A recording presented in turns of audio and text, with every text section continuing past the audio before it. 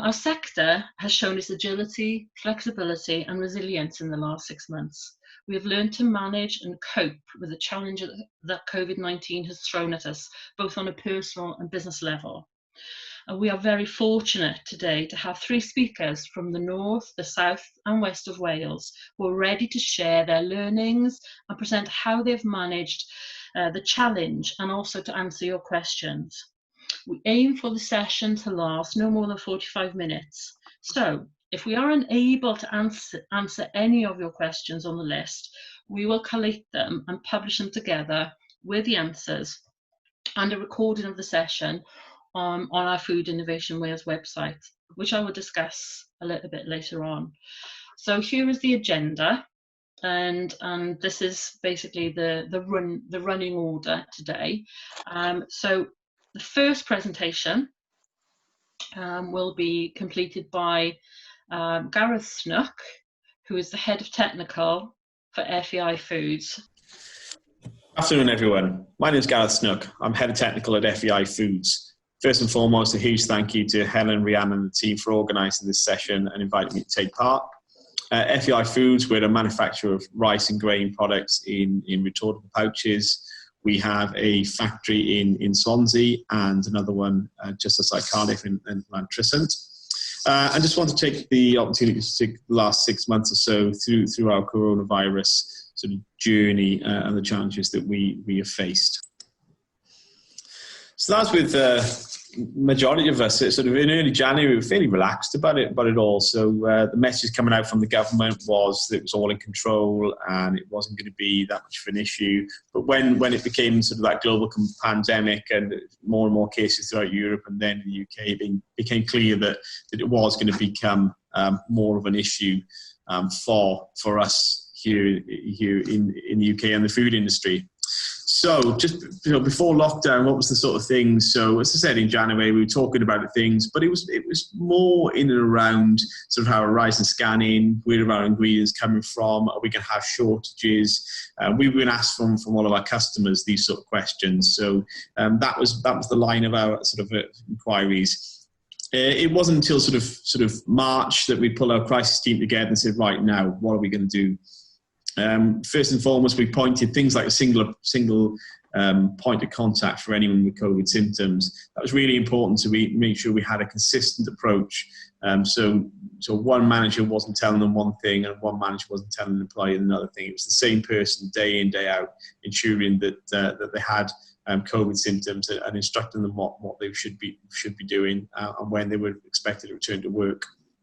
Letters were sent out to everyone to inform them of things like shielding. Full briefings in dual language was obviously really important. It's not something we would normally do. We do operate in English, but we felt it was such an important scenario that we want to ensure that the majority of our Polish workers, especially in Swansea, had clear understanding of what the situation was and their expectations. With things like done a full risk assessment of site and placed clear screens in between workers where possible. So where social distancing wasn't possible, things like packing lines, we did actually put in screens in between people, similar to like you see in supermarkets and that. So afterwards, other actions that we started putting in through as we went into March and April. So we did things like staggered start and time, finish time. So the outgoing shift would finish at 5:30, get them all off shift, and then we would bring the new shift in to make sure there was no sort of intermingling. Where we could put screens, we gave visors to people, where sort of a screen in between people. So we had some roles that involved 2 people, so it was important that we did that. Lots of signage. We removed things like smoking shelter in before and after the first hour of shift, because we found that there was a lot of congregation between staff at the start of shift, for example, or even at the end of shift. So we took that out the equation. We removed fingerprint recognition. So obviously that's a major touch point. We removed that, just went manually, and we employed 4 sanitizers, so one per shift, with nothing apart from go around all of the different frequent touch points and sanitize them. And that's still in place now. We stopped cross-site travel and non-essential workers were working from home, etc. Remove things like strip curtains, that frequent touch points, hard to clean, and open doors. So all of this with a sort of trying not to sort of compromise food safety at the same time. It was like that constant battle of food safety compromise, which you can't make, versus sort of health and safety and the well-being of our staff.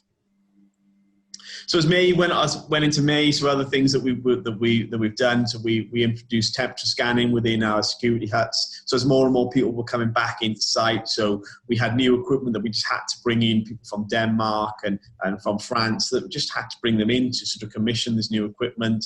More and more people bringing in. We put this temperature scan just as an added sort of barrier. Return to work forms for holidays. That was really important. A change in which we did.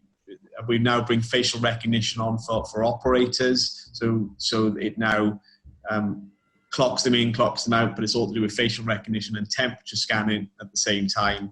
Mandatory face masks, issued them out. We do COVID swabbing, very high traffic points throughout the factory, so we started that last month. We'll continue to do that at both sites on a monthly basis now, just to ensure that due diligence. And things like sanitizer push pads. I don't know if you guys, anyone's seen them, but there's pads that you can get to put on the doors. You can get ones on handles as well. So we've introduced a lot of those. They are quite costly, but we find that they've been very, very effective. And tools for communication, things like wireless headsets and radios, to prevent people removing masks to talk or shouting across the lines. It was important that we gave them the tools to be able to communicate easily whilst on a noisy, busy factory floor. So our main challenges that we sort of faced from outside, it was things like testing availability.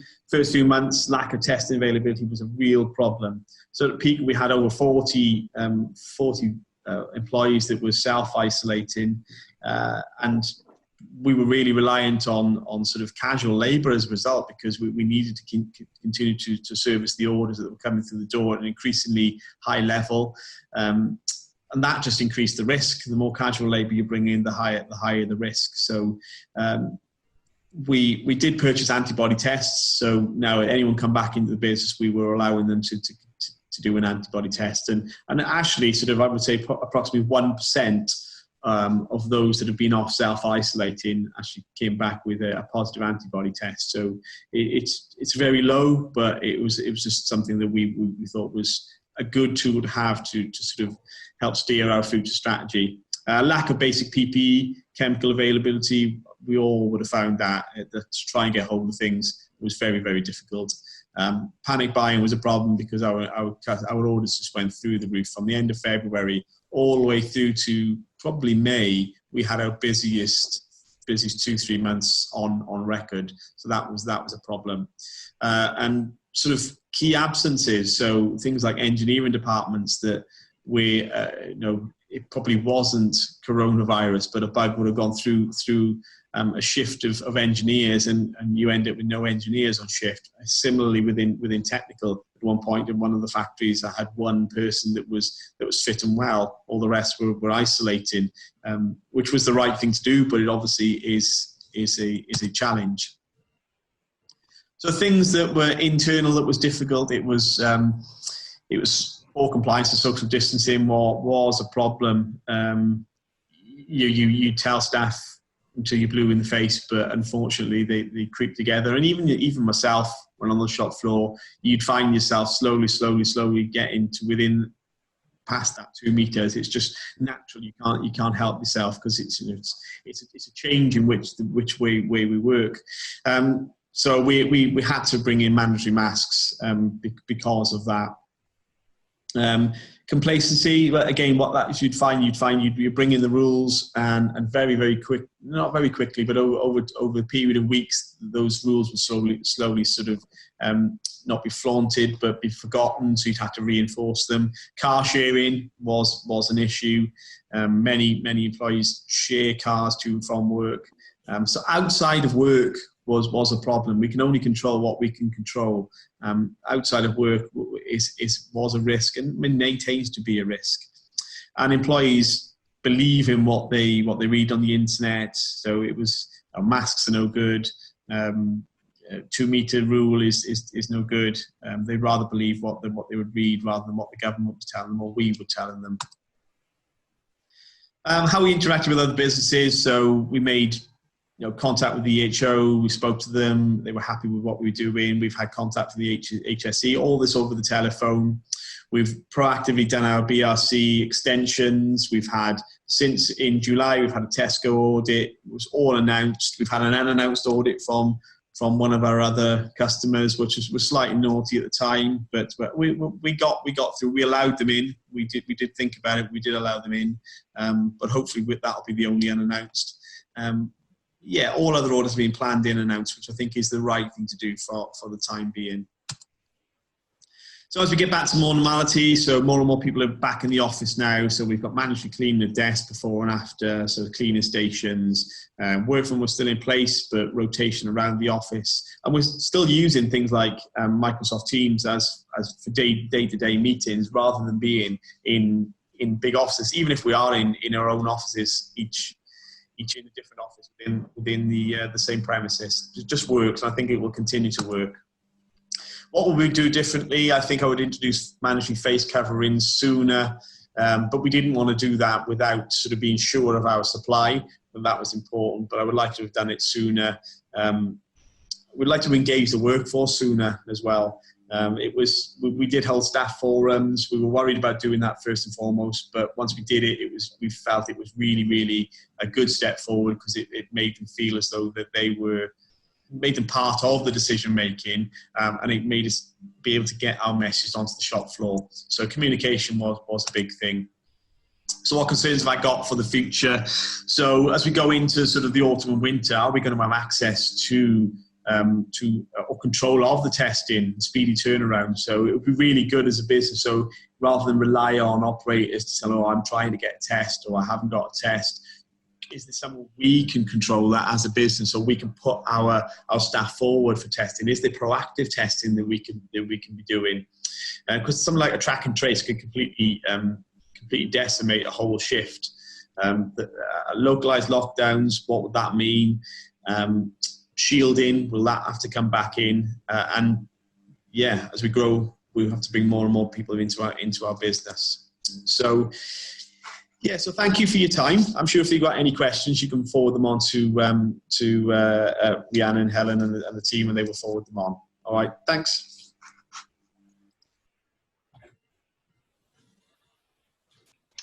Thank you, Gareth, for sharing the details of how FEI Foods have implemented their COVID-19 controls. I'm sure the attendees will all have questions for you a bit later. Okay, on to our next speaker. This is a gentleman called Steve Meek from a company from Rowan Foods, and he is the head of technical. Over to you, Steve. Hi, my name is Steve Meek. I've been at Rowan Foods for 26 years working in technical, and I've agreed to tell you about how COVID affected us, probably one of the biggest challenges that we've all faced. I intend to cover a brief introduction about Rowan Foods related to COVID to put it into context. I'll describe the approach to COVID-19 that we took and why we took it. Look at what controls introduced at lockdown, and then improvements we made as more information and guidance became available. I'll describe what happened, the consequences when the outbreak hit the factory, and finally we'll discuss briefly some of the challenges and learnings that we've taken from it all. A bit of background to our business before we start. We're based on Wrexham Industrial Estate, 3 miles from Wrexham, with poor public transport links, and employ up to 1,500 people, mainly from the town. Car sharing has actively been promoted as part of our environmental drive. We operate 24/7 with 13 labour-intensive production lines, producing approximately 2 million chilled-ready meals a week. We employ some agency workers, all from a dedicated provider. Have a large European contingency, many living close together in Wrexham, and many whole family members employed. So what was our approach? On day one, we set up a group daily COVID meeting to agree best practices across the sites, did the normal technical thing and carried out a risk assessment. Like most people, invested heavily in physical measures, screens, visors, canteen alterations. We communicated with Environmental Health, our social distancing plan, on day one and continued to communicate throughout. Communicated with the police over car sharing on day one and how best to manage, as there were some real concerns from colleagues about being stopped and fined. We followed government guidelines as our mantra, as many mixed messages with conflicting advice. So what were the measures that we introduced at lockdown? All staff who could work from home did, 14 permanently and 36 rotating, with only direct manufacturing supervision and management not doing so. 30 people furloughed to enable them to shield or self-isolate. Only business critical visitors allowed onto site. Line manning levels reduced by running slow for complex products, and some even delisted. Shift times changed to reduce the number of staff arriving and leaving site at any one time. Additional sanitising points were put in place throughout the site. Doors through the site were held open or removed where possible to reduce contact. Guidance on safe car sharing and any associated risk for staff was communicated. Staff guidance documents were put up in canteen and all walls. Additional return to work checks were introduced. Corridors were all marked out with distance markers. 6 dedicated social distancing champions introduced in all areas with no other responsibilities. They generated distance observations and numbers reported, a version of behavioural health and safety. Screen on assembly lines introduced where 2 meters was just simply impossible. Bagging of coats was introduced. We'll probably keep this going even when COVID has long gone. The canteen was opened up, distance markers on floor, one-way system, card payments, and every other seat used. An overflow canteen consisting of a marquee in the yard was introduced, together with increased smoking area with floor signage and a separate vaping area. We purchased 1,000 visors which were offered to all colleagues who wanted them. It didn't stop there, so new information resulted in further improvements. A monthly letter to all staff from which our site manager helped update and guide behaviour. The canteen was made non-self-service and a screen put up in place around the serving area. A one-way system was introduced in the Harris changing room as our most challenging area. All office desks had perspex divides introduced. COVID process flow diagrams for every product introduced for best assembly positioning with sign-offs by line leaders. All meetings moved to Microsoft Teams where 2 meter distances could not be achieved. The taste panel room was revamped with screens and access limited.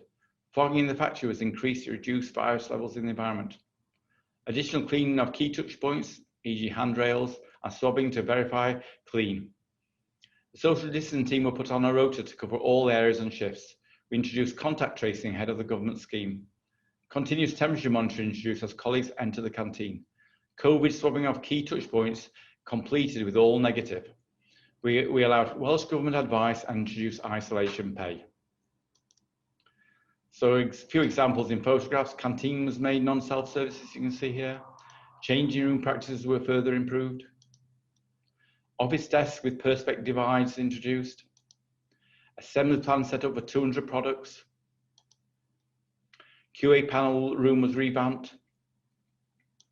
Factory screening was rolled out. And we had highly visible social distancing champions, as you can see here. So what happened? Well, we started okay with no cases. Thought had everything in place. Our site based in London has several cases long before us, but before contact tracing was enacted. Then 2 people tested positive. The week widespread testing was made available. Immediately completed track and trace system, and within 3 weeks, 41 people positive. Positive cases were spread randomly across factory and offices, with many family members and car sharing links. Public Health Wales decided to send the army in and test everyone, 1,500 people. Mass testing resulted in another 268 cases. Over 50% of the positive results, the individual was showing absolutely no sign of COVID at all. Challenge of trying to test 1,500 people at once caused results not to be communicated quickly enough to isolate people correctly. Positive cases resulted in track and trace with isolations and more testing. Absence went to 25%. Local environmental health were extremely supportive and identified clusters of cases centred around the international community of Wrexham. A HSE 2-day visit was organised by Public Health Wales, which concluded we were doing everything practical to control the virus, and the root cause of the outbreak was not likely to be the factory. We now have no positive cases and the outbreak is closed. It was concluded that the root cause of the outbreak was communities not following social distancing measures. We had nobody hospitalised due to COVID. So what were the key challenges? First of all, just getting 150 people in and out of high risk in a timely and COVID-safe way at shift changeover. The shift times change helped, but didn't completely resolve the problem. Managing what following the 2-metre rule, wherever practical, meant, as colleagues just simply struggled to understand this. Managing car sharing when we'd done so much to promote it previously. Ensuring all our colleagues had accurate information when so much inaccurate information on social media. Dealing with contradictory advice on such things as face covering, temperature monitoring. So what were the key learnings? First of all, employing 6 dedicated social distancing champions was effective and showed everyone that we were taking it seriously. Social distancing champions are a great way to change behaviour and plan to use for other behaviour changes we want to enact. Using symptoms to prevent the spread of the virus was simply not effective. Talking to the local environmental health from day one really helped ensure we had up-to-date information on the best practices. We should have got more involved in the mass testing, as the Army did not have the appropriate skills to ensure information was accurate.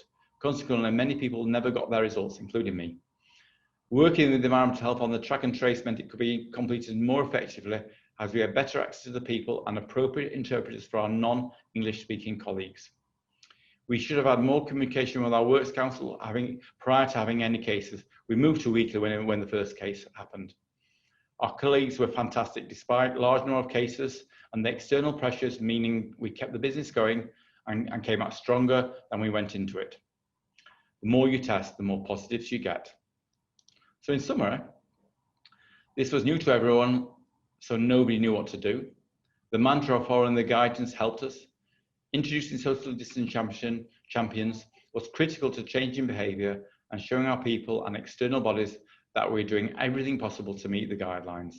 Thank you. Oh, thank you, Steve, for a comprehensive overview of the controls you've implemented. Some interesting perspectives there for us all to think about, and hopefully that will stimulate a few more questions from all attendees. Our final presentation today is from John O'Farrell, who is the Operations Director of Cyhoeddus Cymru, and he's based in West Wales. And we are very fortunate that John agreed to share his learnings and his ideas with us at short notice. My colleague Rhiannon spent some time asking him and interviewing and talking to him about how COVID-19 has impacted the business. So yeah, let's listen to what John's perspective is on COVID-19. Thank you, John.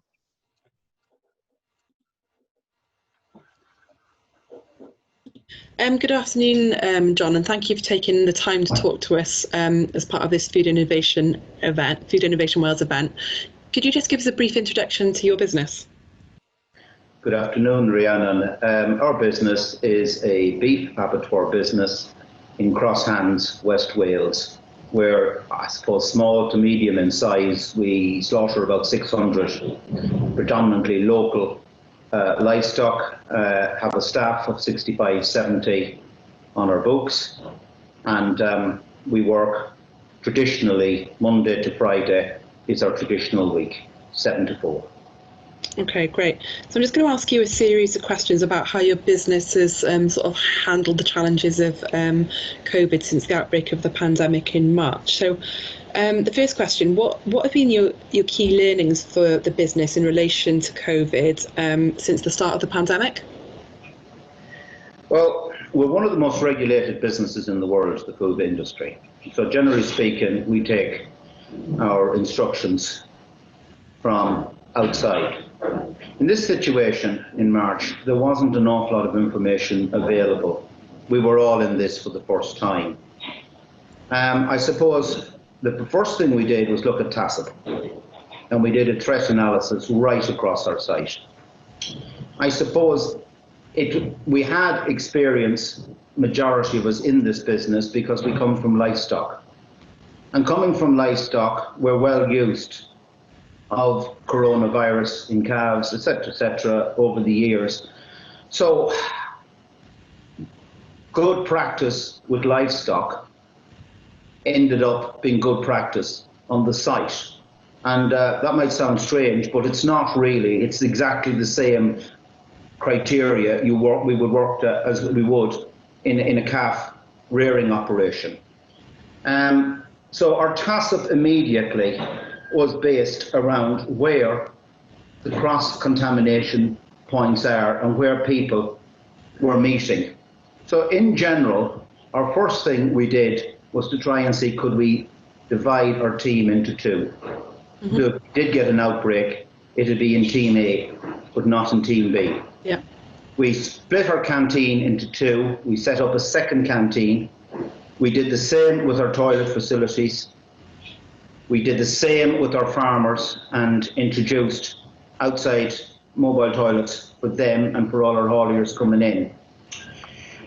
We decided early on to bring in temperature checking on the gate, and the reason for that is to try and reassure, because when your temperature is taken every morning and you know your temperature is 36.2 in my case, and it's the same every morning, and when it drops to 35.9 you know that as well, we felt that that would mean that our staff in general felt we were controlling.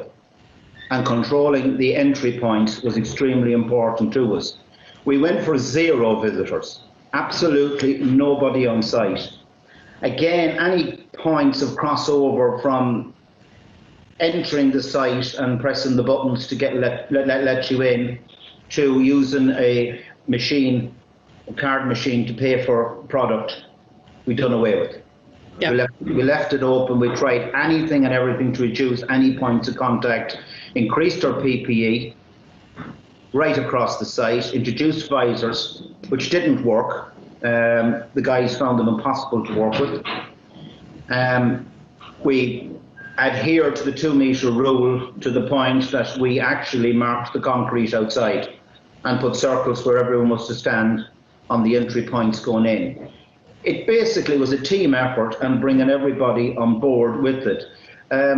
Majority of the guys were finding that their friends and neighbours were furloughed, and furloughed created its own problems in that these guys were being asked to come in and their neighbours were at home safe with their families. So it was a mammoth task to make certain that they felt safe. Yeah, it sounds like you did a lot within your business to support that. Leading on to my next question, what do you see as the key challenges to meat slaughter and processing plants going into the winter period now and with localised lockdown in Wales? Well, it hasn't really changed since March, because looking at it currently, it looks like we're going to have the second round.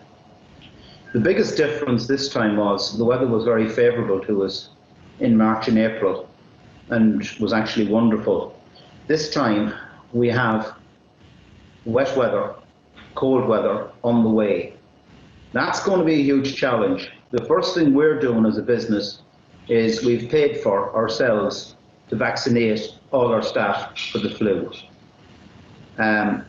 We just feel it's necessary to do. We don't feel that we should walk away from our responsibility. We basically are getting everybody the flu vaccine jab immediately.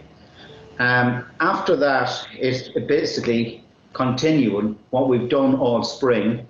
No visitors, PPE, any place we feel that there's a risk, try to reduce it. As many as possible that can work from home, will work from home. And again, try and keep our team into 2 groups. So if we get it in Group A, we hopefully have a Group B. I would ask, if at all possible, the possibility of testing, because at the moment, that seems to be still an area that's not really that possible for food factories to get. And what I mean by testing is if we do have, unfortunately, somebody with it, and so far we've been lucky we haven't, that all the site will be tested. That would be brilliant going forward. Okay. Well, thank you very much for taking part in this Food Innovation Wales event and for your time. Thank you very much, Rhiannon. So thank you to all our speakers who have shared their insights into embedding COVID-19 control measures into their businesses. I now invite you all to post any questions you may have for the panel prior to our Q&A, and I will be asking Rhiannon to collate them.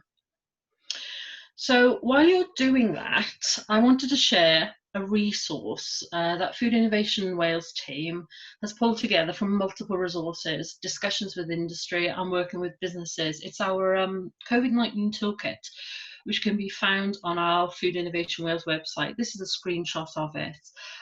We review and update the toolkit on a regular basis and aim to use this approach for future sort of information and updates. The technical group meet regularly. We first published this on the 7th of April 2020. There are currently 27 documents in the system with useful links.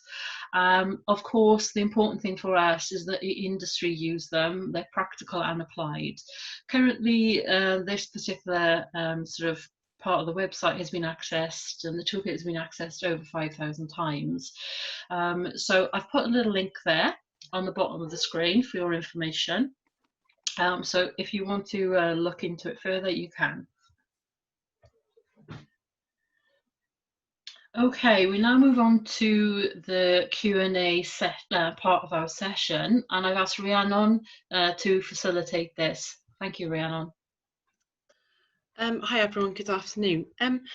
Gareth, I've got a couple of questions first. So is it possible you could unmute your microphone, please? There you go. Afternoon, everyone. Afternoon, so Gareth, if you don't mind, the first question. You talked in your presentation about the COVID swabbing that had been implemented. Could you just go into a bit more detail, please, about sort of like hotspots, frequency, and how it works in general within the factory environment, please? Yeah, of course. Yeah, so I'm sure most of your labs will be able to provide these now. So our lab were able to probably about 2-3 months ago. So what we did, we identified our sort of high frequency points anyway as part of our sanitation program, and we had those individuals cleaning those areas. But on top of that, then we sort of just went through just sort of basic risk assessment to say which piece of equipment or which door, which handle or what was touched the most amount of times during a shift. And it turned out to be things like changing rooms, and you've had things like your computers on the shop floor. So the operators on the shop floor would be using to print out pallet labels. You've got a mouse there, and you've got several people who are all coming and using the same keyboard. So we just identified those areas, and we ended up with 10 at each of the sites. So what we've now done, we've now inbuilt that into our monthly sort of environmental swabbing program, because they're not cheap, but in this climate, you know, cost isn't everything. Okay, thank you for that. There's another one in relation to your presentation. You mentioned that you took part in a third-party audit. How did you find that as a technical manager in industry, and how did the sites sort of meet that? And do you think it's going to continue post-pandemic for a while? I think it will. So we do another audit on Monday at one of the sites. The audits went really well, actually. I think we set everything out. We had clear communication, lines of communication with the actual auditor, not just with an audit body. So we were able to speak to the auditor at least 10 days in advance to discuss with them. And then when they arrived on site, it was really important that we knew where they'd been, if they'd been potentially exposed to any high-risk areas, any localized lockdowns, for example. And things like that, any sort of high risk industries, such as, you know, the meat industry at that time was going through problems, but it worked actually really well. I think where we've moved on to now, we've moved on to things like mandatory masks. So any visitors, including auditors, now come onto site, we would be requesting them to wear a mask all the way through the process, not just on the shop floor. Okay, that's great. Thank you very much. Could I ask you to mute your microphone now, please, Gareth? And please, could I ask Steve from Rowan Foods to unmute if possible? Thank you. Yeah. Hi, Steve. I've got a couple of questions, if that's okay with you. Yeah. Obviously, we've seen in the news the last couple of weeks COVID-19 measures increasing. What are you doing as a business at the moment to reinforce your control measures? To reinforce the control measures, we continue with our Works Council. That's key. We see we're upgrading the social distancing champions, and we've got Steve Meller, our sort of social distancing champion, the supervisor. So we made it an actual department. He's going around and training everybody. So he's put together a training pack. He's going around and talking to people. I think the biggest thing is probably through the Works Council, weekly Works Council, and we're feeding back both the information from the government, from what we're seeing, and trying to persuade people to do the right thing outside of work as well, because that's obviously a big issue. And then, like everybody else, we're sort of going through the mask thing and stopping and limiting visitors and that type of thing as well. So it's obviously getting ready for the sort of next wave, because it's clearly coming.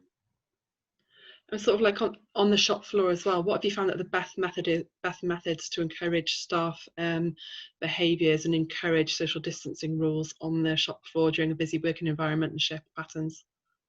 I think it is the social distancing champions. They are walking around continuously, talking to people, and just with the screens that we've got up, and just persuading people. It's actually just getting people to do the right thing themselves. That's the key. They've got to take personal responsibility, and we've got to try and persuade people, making sure that they're wearing visors, wearing them properly. It's just reminding people. It's not about sort of being sort of kicking people necessarily. It's just reminding people as they go through the changing room that they wash their hands, all those types of things. It's the basics. It's nothing. We're not doing anything particularly special. We're doing similar to what the sort of previous call. We've done the swabs and everything, those types of things as well, because that helps with sort of getting the message over to people. Communicating that information back to everybody that it's it's really it's here to stay, and we've got to come up with a resolution for it and get through it all together. Okay, thank you very much. Thank you for answering those questions. Can I ask you to mute your microphone, please, now? And if I could ask John O'Farrell from Cycalon to unmute if possible, please.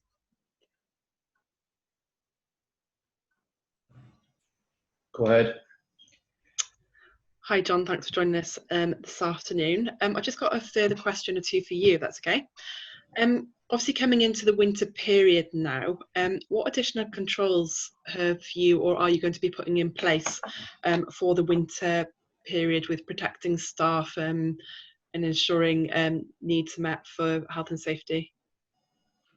There's very little more we can do than we've currently done all spring. It's, as I said, we're vaccinating for the flu. I would imagine that the next thing I'm going to have to do, again, because we're a small site, is look at the social welfare payments.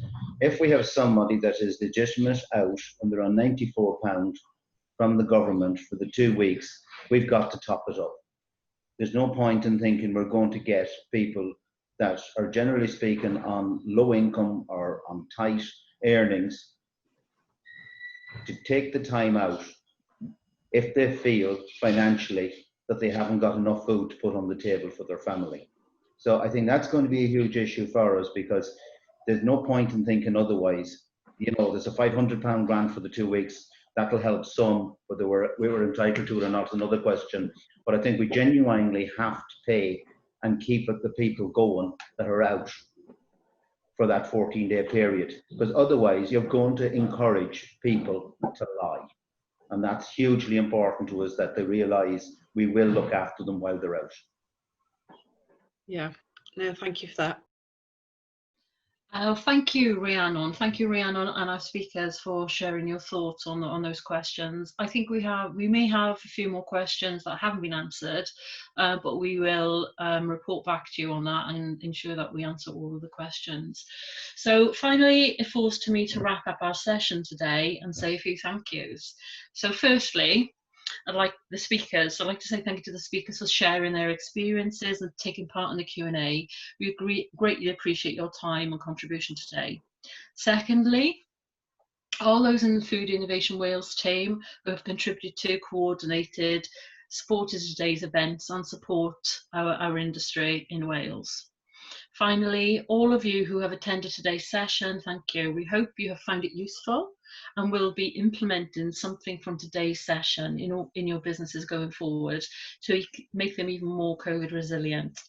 We will ensure you have access to copies of today's presentation for your reference. Thank you to Project Helix and the UK Association of Food Protection for supporting the event this afternoon. And I would encourage you all to contact your regional food centre for support. The details can be found on our Food Innovation Wales website, and obviously it's on the slide now. So I hope you've all enjoyed today's session. We're happy to facilitate more sessions in the future. So like I say, please contact us, and thank you very much.